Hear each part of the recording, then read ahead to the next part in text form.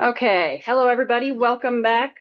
My slide that has Nancy's little bio thing on it is not on the screen, so I don't know what she wants me to say about her, but I will say that Nancy is a wonderful person and she knows her stuff and she's a scientist and she's worked in science fields for like ever and also as a writer and she's a good writer and she knows her stuff. She's wonderful. She's going to do a much better job of introducing herself than I'm going to. So I'm going to get out of the way and turn this over to her.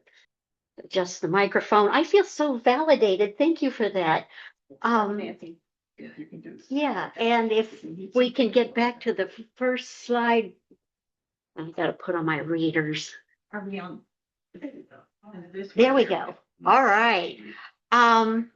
Yeah, and what you're looking at, the background is actually my homepage on my website, so you'll know when you get there. Yeah, this is going to be just a really quick fly overview, rapid fire of the things that you need to think about, at least consider if you're thinking about making freelance writing your main source of income. And it's just going to be really rapid fire. So if you want to dig deeper, I have handout sheets on the table at the back of the room, and the handout sheet and also the copy of my slides are on my website, wordchemist.com. So you can download them. They have live links you can click on. And if you want to dig even deeper, I'm going to plug somebody else's book because you can do that if you want to. This is Ruth Tyler Carter, who just came in. There she is.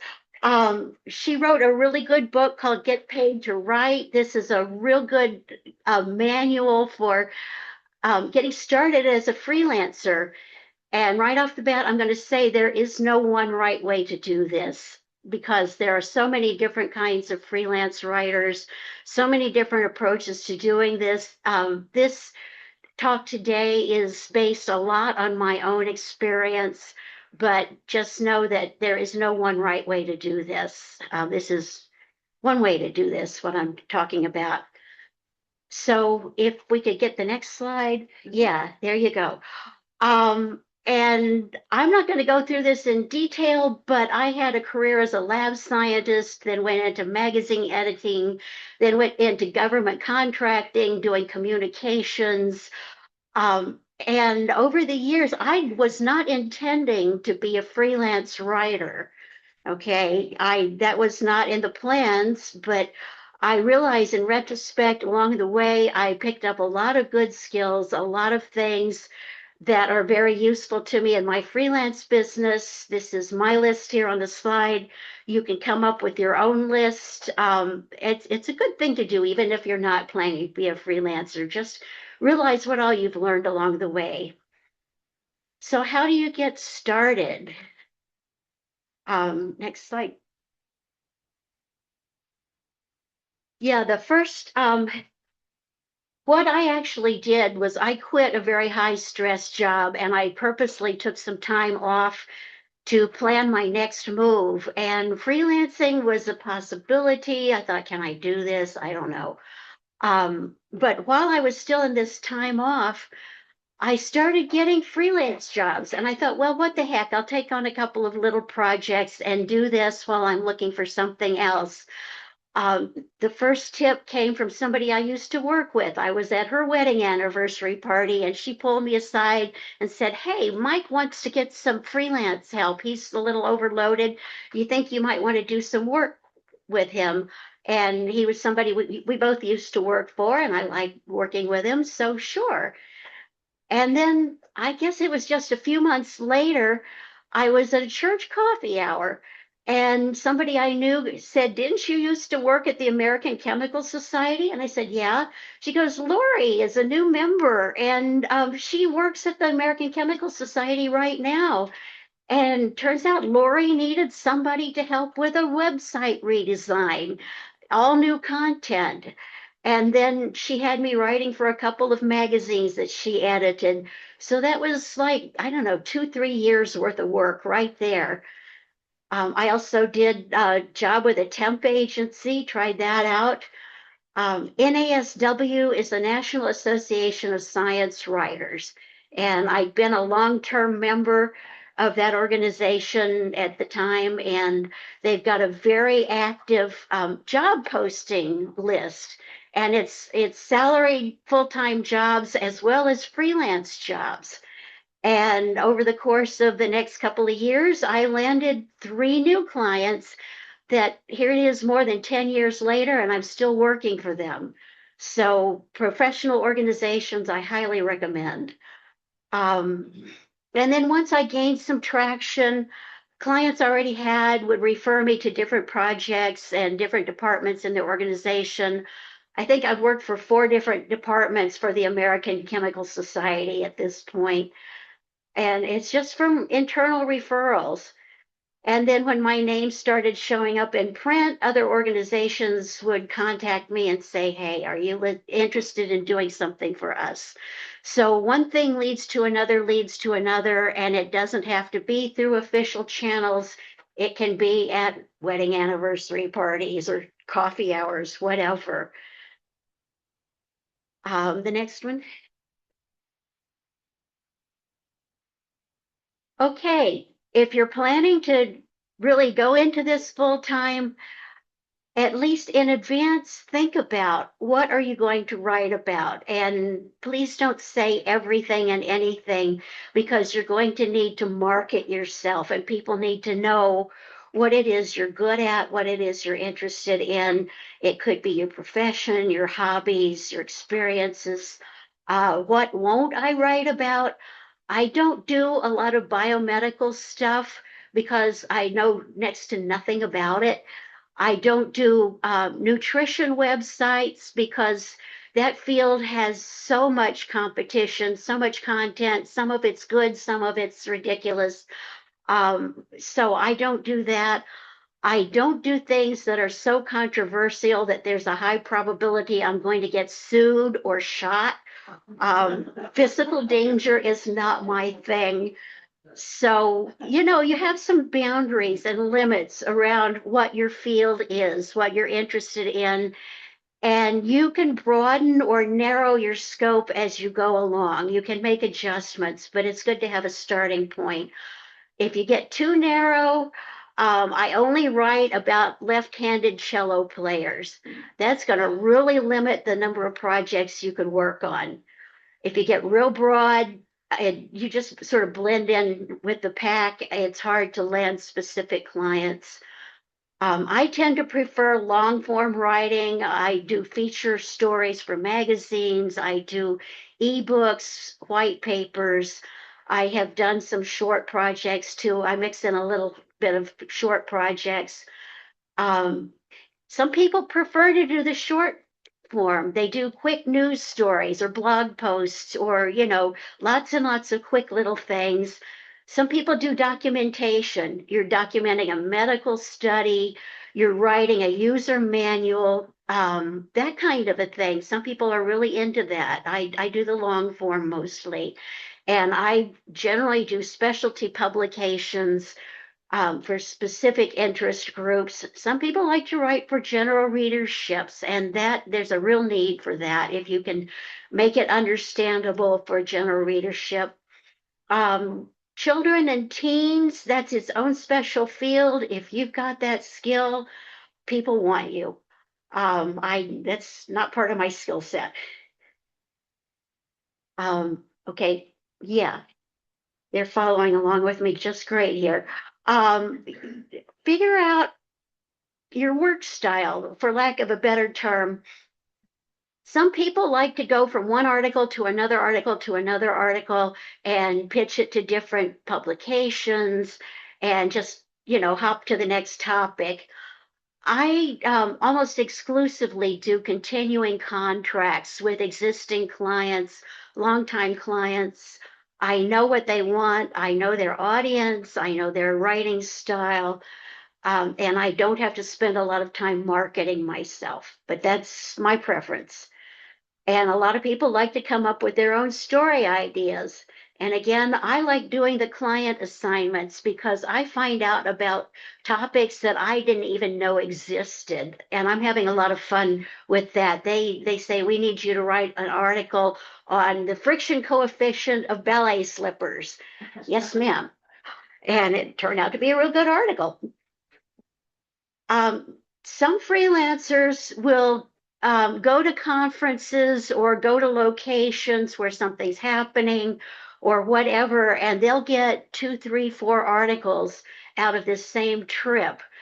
You could write about a new scientific discovery that was presented at a conference, and then you write a travel article about the location that you've gone to, and then you write a restaurant review. And that's great if you're doing this trip on your own dime. I will say, if you have a client that has paid for your travel and lodging and meal expenses, they're going to expect you to concentrate on their article. So just be careful about that. What kind of a workload can you handle? I mean, the more you work, the more you make, but there is a limit to what you can reasonably do and sustain over the long term. How many concurrent projects can you work on? If you're working on a whole bunch of little projects, yeah, you might have the time for that. Do you have the mental bandwidth? So, other things to think about. Your money style. And think about, is this going to be extra income on the side? Is this your main livelihood that pays the mortgage for you? Are you going to moonlight as a freelancer for a while until you kind of get going, or are you going to make a clean break from your day job? And if you're going to do both at the same time, please do not use your employer's time or resources or equipment for your freelance work. And don't go trying to solicit business while you're at your workplace. That's generally frowned upon. It will just expect to have a little bit of a ramp up time while you're still trying to land clients, waiting on payment, that kind of thing. It helps to have financial support from a spouse or a family member or savings or a day job in quotation marks, which can be stocking shelves at Target. You can be an Uber driver. You can make deliveries. Just I used to be an organist. I would play the organ for weddings and funerals and church services. That would bring in a little extra money. That was way back when. But think about that and have something in mind while you're getting started. And then how much do you need to earn and how much should you charge? And I'll get into this in a little more detail later, but just know that not only do you need your routine daily expenses, but you're also going to be paying self-employment taxes. You're going to be taking care of your own health care unless you've got a spouse or somebody that you can get on their policy. And you need cash reserves. You need your little slush fund for when the income dries up temporarily. You're going to need to provide your own business, office supplies, your computer equipment. I carry liability insurance, and I'm going to get into that later too. You might not need that, but it's something that you might have to have. And then professional memberships and career development. That really is going to help you get new clients, stay current in your field, and then it helps to have a little bit left over for having fun. You are a human being. Time management, okay? Um, you need to keep track of your billable time. That is time for which you bill a client. And not everything is billable. And, checking your email, finding new clients, updating software. If you've updated your operating system and your scanner doesn't work, I had that happen to me, and I had to jump in the car and go out to FedEx real quick and get them to scan a page for me because I needed to have a document signed and emailed back to somebody that afternoon. Just expect that kind of thing to happen. Keeping current in your field, know what's going on, and making yourself visible. A lot of what I do does not have my byline on it. It's either internal communications, it's ghost writing. It does not have my name on it. I spend a lot of time working at home in my own little office. It's easy for people to forget that you exist. So you've got to keep your face out there, keep visible. Here I am. Um, and you need to have a good workspace. Um, I've got the luxury of a spare bedroom that I've converted into an office. If you have to set up on a kitchen table, just make sure that you're not going to get distractions during work hours. You're on a Zoom call with somebody you're interviewing for an article, and your 3-year-old's in the background making funny faces, and your spouse is going, "Honey, we're out of oregano." And no. And if you do have to do the kitchen table thing, get it to where you don't have to spend a whole lot of time setting up and taking down every day because that gets old. It You need a way to have an end of the work day. I just walk out of my office and shut the door. There are other ways to disengage, come up with something that works for you. And a comfortable chair and a good work surface. And this might not seem like a big thing, but you're going to spend a lot of time sitting in that chair. The last thing you need is repetitive stress injuries, muscle pains, pinched nerves. Yeah, just get someplace that you can make it work for the long haul. And you see various equipment down at the bottom. You're going to come up with your own list, but just think about what equipment you're going to need because you're not going to be driving into work every day and working in somebody else's office. You've got to have your own stuff. And here's a laundry list of software that I use. You're going to have your own software. I realized I forgot to put TurboTax on there, but you're going to come up with your own list. Again, it might not be everything that's on this particular list. You might need things that I don't need. And a lot of these require subscription fees and update fees. So just plan, for the money for that.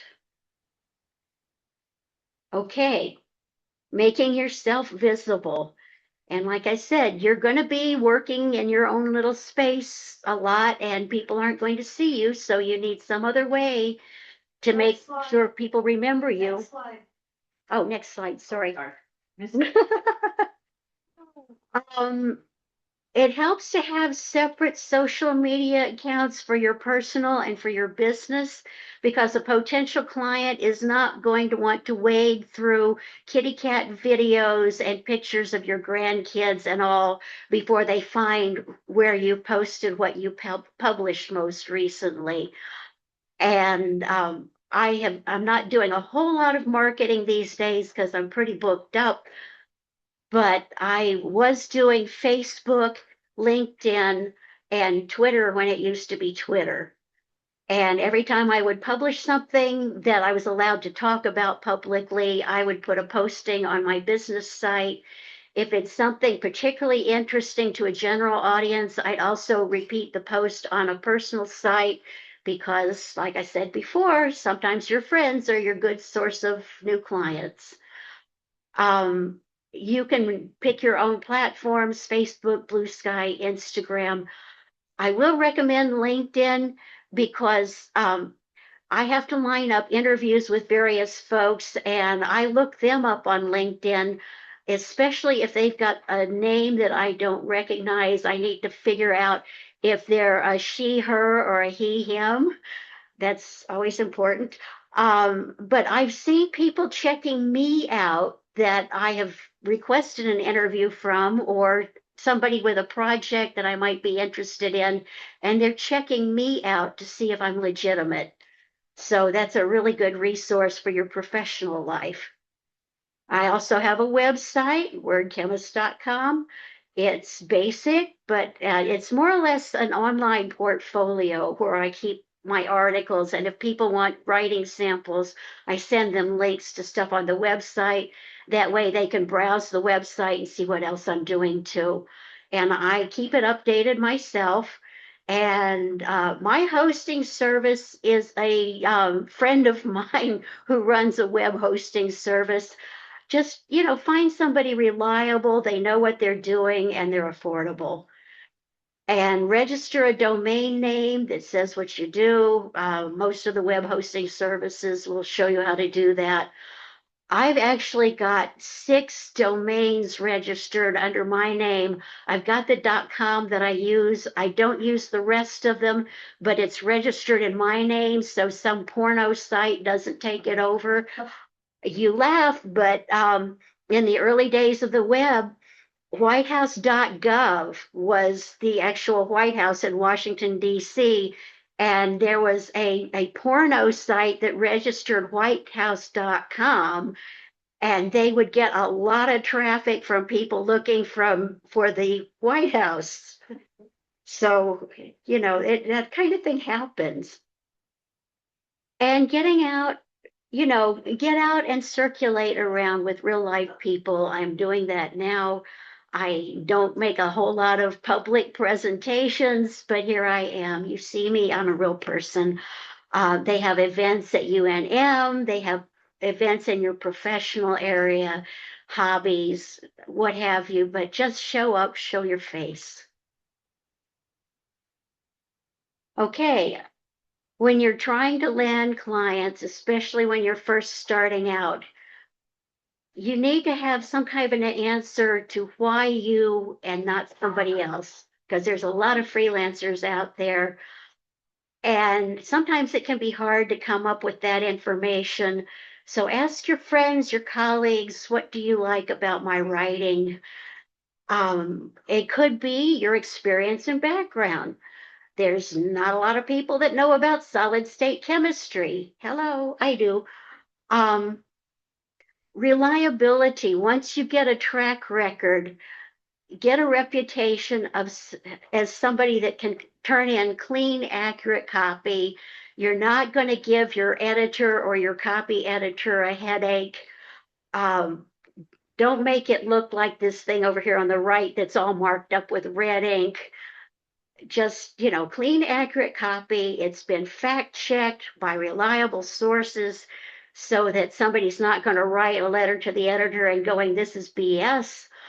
Grammar, spelling, the article flows, it's written to the specified length. If your editor is asking for 500 words, do not give them 10,000. Stay on topic, meet your deadlines, basic stuff. The article's got to be geared to the audience for that publication. You don't write the same article for the New York Times that you do for Tribology and Lubrication Technology magazine. It's completely different article. And only insert your personal opinions when it's part of the assignment. You're letting your experts talk, or you're writing from your own experience, but don't put in opinions unless you're specifically supposed to do that. Okay, next slide. Yeah, can we get the next slide? Okay, thank you. There you go. There we go.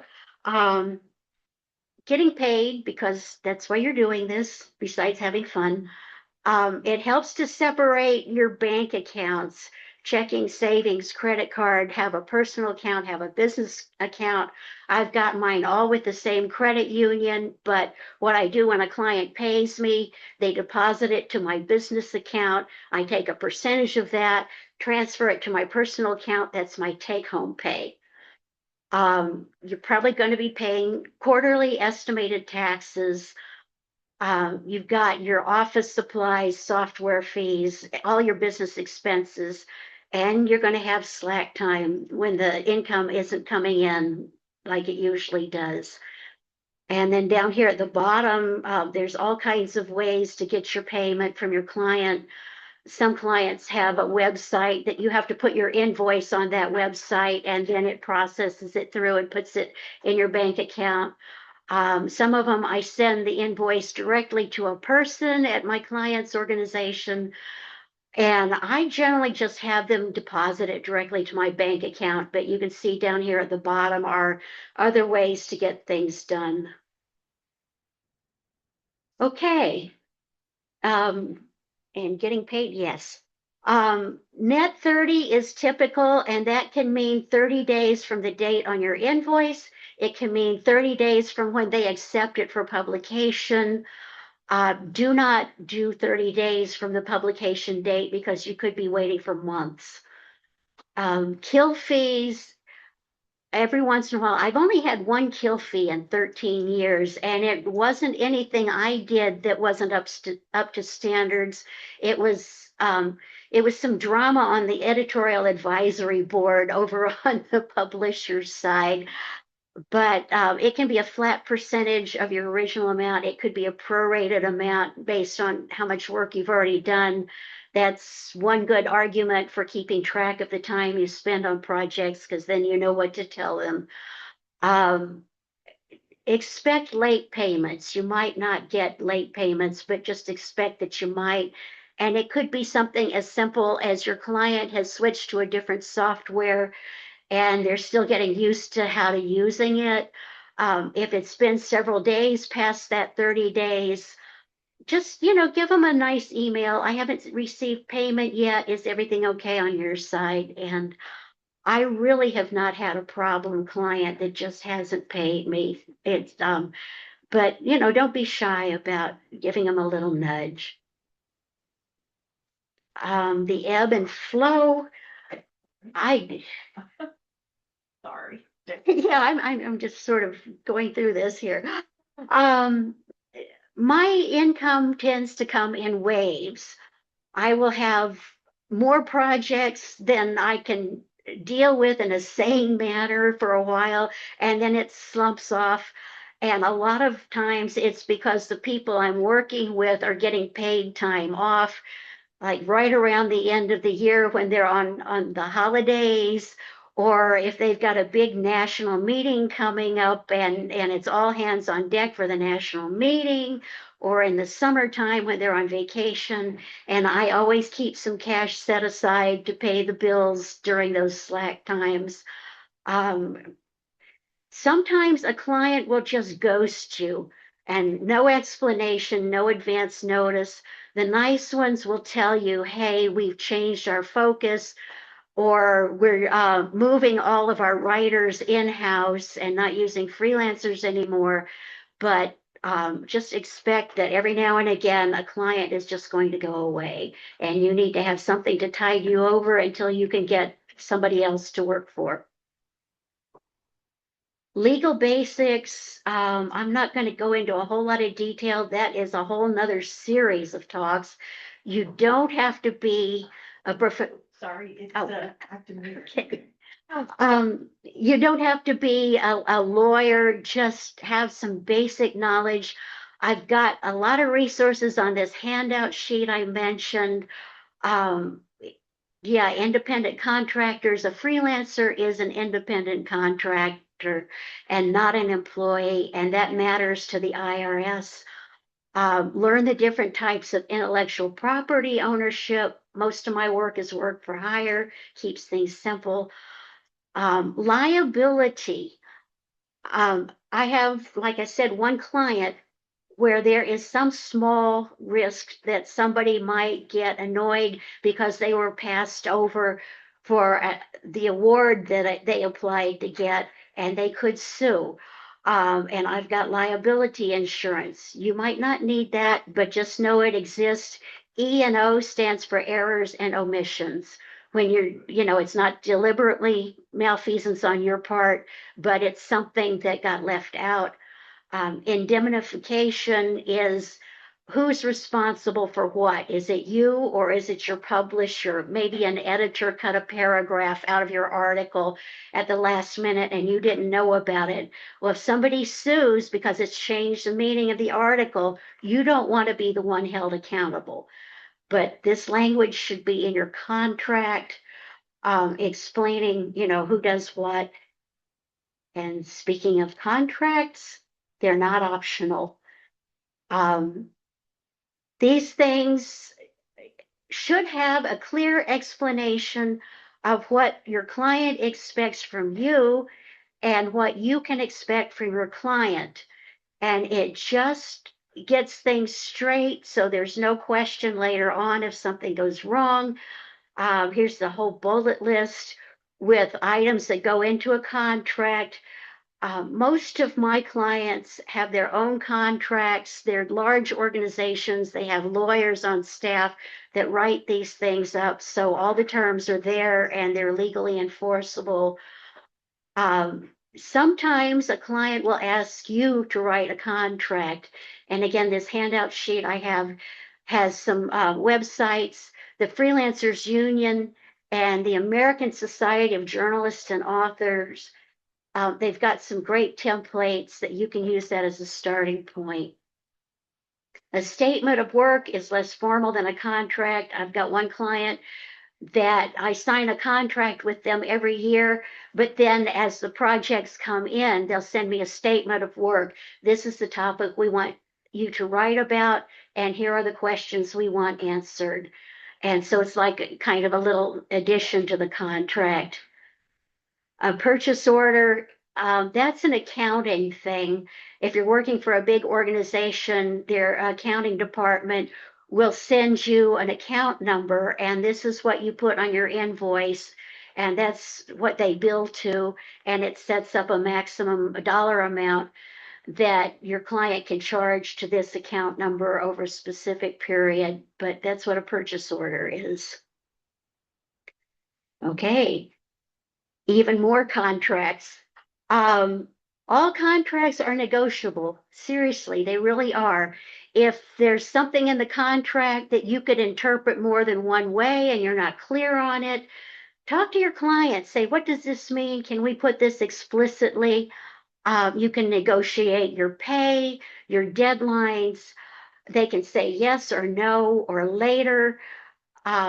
Make sure you understand all the terms in the contract. Talk to your client if you don't understand something. Don't be shy about asking, what does this mean? Know when to walk away. I mean, some clients just will not negotiate with you. This is the way it is.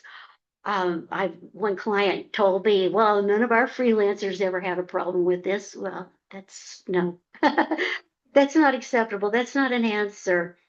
There's two red flag clauses that keep coming up over and over, and I have personally experienced both of these.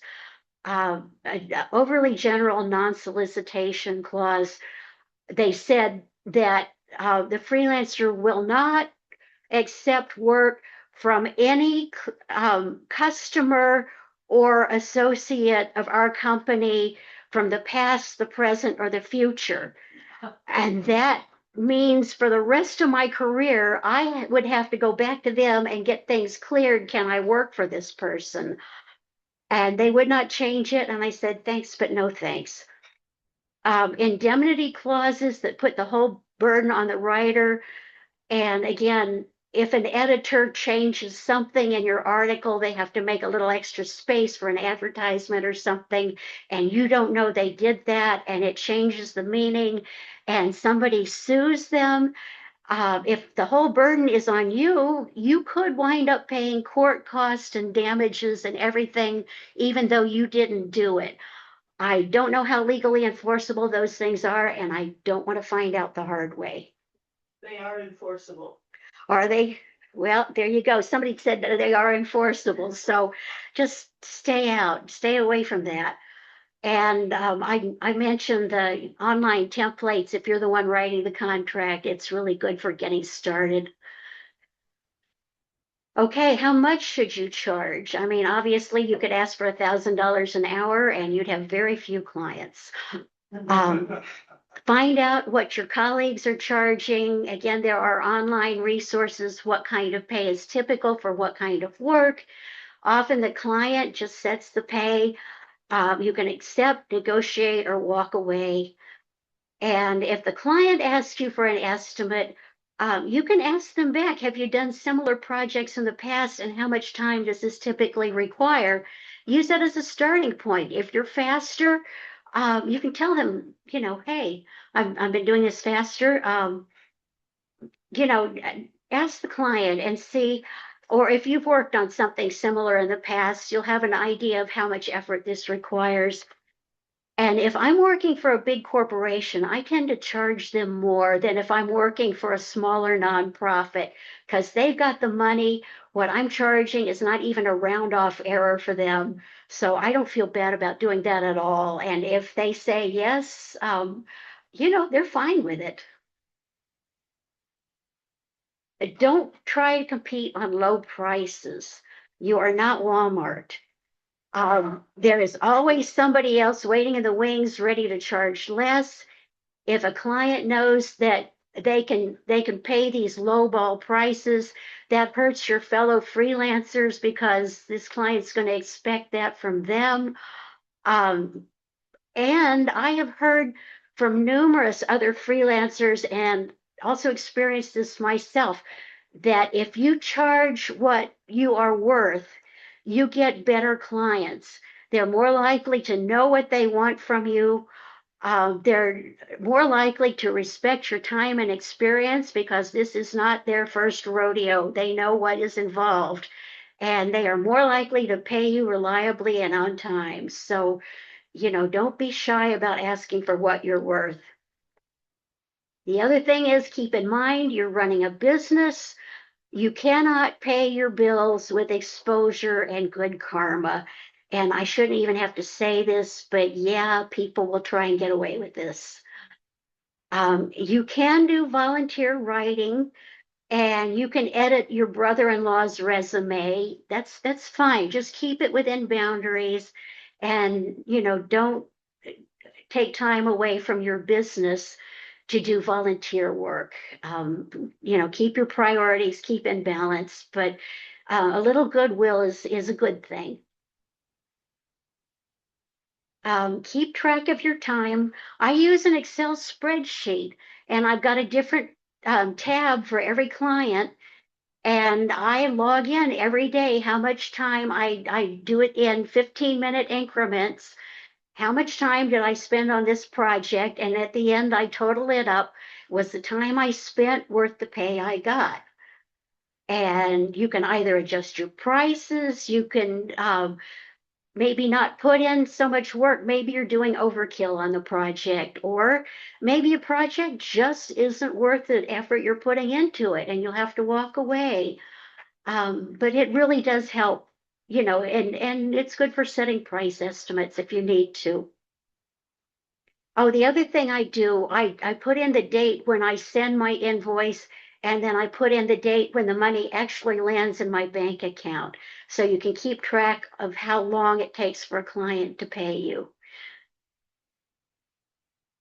And it's okay to raise your rates. It really is. You can do this. Everybody else raises the rates. Your internet service, the grocery store, the gas station, they all raise their rates. They do not apologize to you. They might send a little apology. Sorry, but we have to do this. But you're a business too, and you need cost of living adjustments. If you've been working for somebody for a while and they know that the stuff you turn in is so clean that the copy editor doesn't have to spend as much time cleaning it up for you, if you're proven reliable. I've got the one magazine I write for has started giving me harder assignments because they know I can handle it. And those are all reasons for raising your rate. Send your client a note and, give them a reason, and they can say yes, no, or later, or negotiate. But it's okay to ask. If you're doing a really long project that's going to take months or years, if there's a large amount of money involved, you can ask to be paid in phases, obviously. There are some offers to stay away from. I'm not going to spend a lot of time on editing mills and content farms because artificial intelligence is well on the way to taking this stuff over. That should tell you something about the kind of work involved. Editing mills is both of these are just high throughput, high pressure, fast turnaround, and the pay is generally low. I've known people that have done this kind of work for a little extra income because they just get in the zone and crank it out. But I don't even know how much this stuff is going to be around any longer. If you have a business email, and you should have a business email, you're going to get business related spam. Delete, delete, delete. Make friends with your show headers button. If somebody is spoofing somebody else's email address, you can hover your mouse over the from line in the email, or you can hit this show headers button and it will show you who's really sending it. If you even have any thought that this might be legitimate, check the sender. I get so many press releases about things that have nothing to do with me. I get people saying, we want to buy mass quantities of your product. I don't manufacture products, okay? Yeah, some of the spam is obvious, misspellings, somebody sending from me to me. Can you please confirm the name in the account? What account? I have no account with you. Some of it is less obvious. DocuSign is a legitimate service where you can electronically sign paperwork, contracts, various other things, and then email it or just send it through their website, actually directly back to the client. But there are a lot of people that spoof this, and there's actual malware associated with these fake accounts. If you get a DocuSign request that you're not expecting and you think it might be from a particular client, find that client's direct email or phone number or whatever trustworthy contact means. Contact them and say, hey, did you send me a DocuSign? Okay. And or if somebody is saying, we can't process your payment until you give us this information, again, contact your client directly through a reliable address. I cannot stress that enough.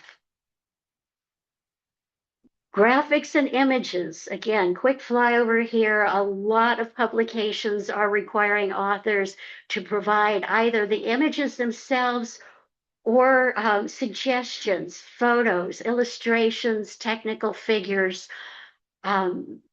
Just know the basics about copyright, about getting permission, Creative Commons, this CC thing up at the upper right of the slide here.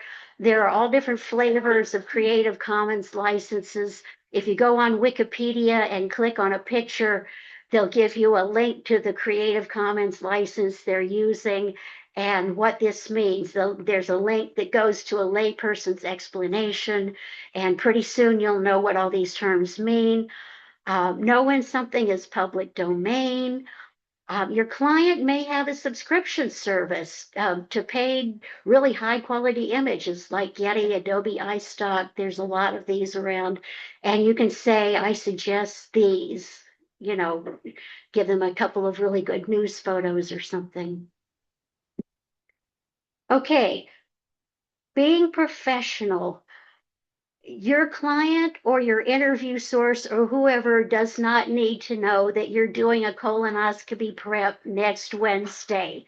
Just say, I am fully booked that day. That's all you need to say. But if there's something that's come up that might cause you to miss a deadline, do let your editor or your other contact person know and see if that's all right with them. If you have a family emergency and you need a day or two extension on your deadline, that's perfectly all right to tell them. In fact, they appreciate knowing in advance. If there's a really important interview, but they can't talk to you till next week, tell them, I'm going to be a bit late with that. And is that okay with you? Okay. And I'm going to wrap up with this. The more you write, the more money you make, and it's tempting to just wear yourself out, but you're in this for the long term. You are a human being, you have a life. Don't burn yourself out. Schedule days off. I take weekends, or sometimes if I've got a deadline coming up, I'll work on the weekend, but I'll take time off some other time. And don't just schedule days off for running your errands, paying your bills, taking care of paperwork. Go out and have fun. Go places, do things you like, be with people you like. And I think with that, I'm just going to open it up to questions. Well, you guys, I know that was a lot to absorb, but thank you for having me.